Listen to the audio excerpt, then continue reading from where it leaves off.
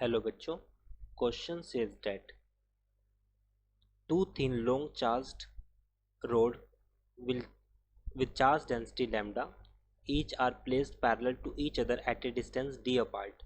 The force per unit length exerted on one rod by the other will be. So question में हमारे पास दो road given है. Suppose करता हूँ मैं, मान लीजिए हमारे पास एक रोड हमारे पास ये है और सेम हमारे पास एक अनदर रोड है ये वाली. अब क्वेश्चन में कहा गया है कि दोनों की जो डेंसिटी है हमारे पास चार्ज डेंसिटी है that is equals to lambda. Charge density lambda है, दोनों के बीच में हमारे पास parallel to each other and distance is D. Uniformly charge है दोनों पे. सो थिन चार्ज रोड उन्हें चार्ज डेंसिटी लैम्डा.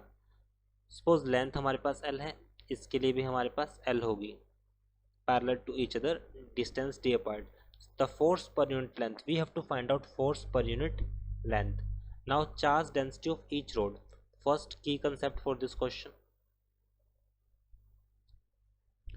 अब जैसे कि हम जानते हैं कि जो वैल्यू होगी डेट इज इलेक्ट्रिक फील्ड होगी हमारे पास, electric field by a uniform charge rod. Electric field निकालने के लिए जो हम फॉर्मूला यूज करते हैं that is equals to 1/4 pi epsilon naught 2 lambda by d. This is for linear charge, and linear charge density lambda always equal to charge per unit length.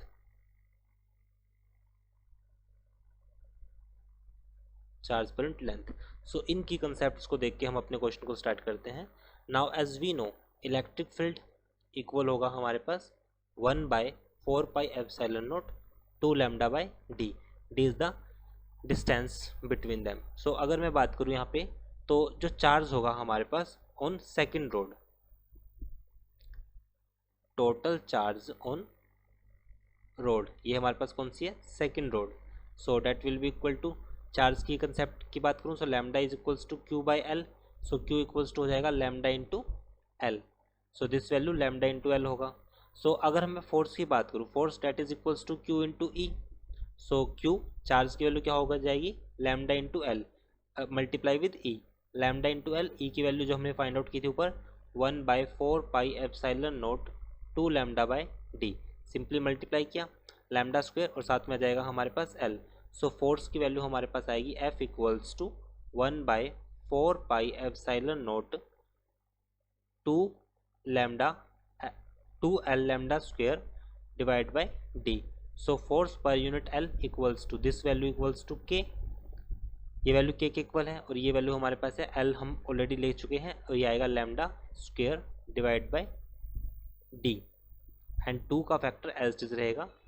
So because 1/4 pi epsilon naught को हमने K से replace किया है. So force पर unit length equals to होगा 2k lambda square divide by D.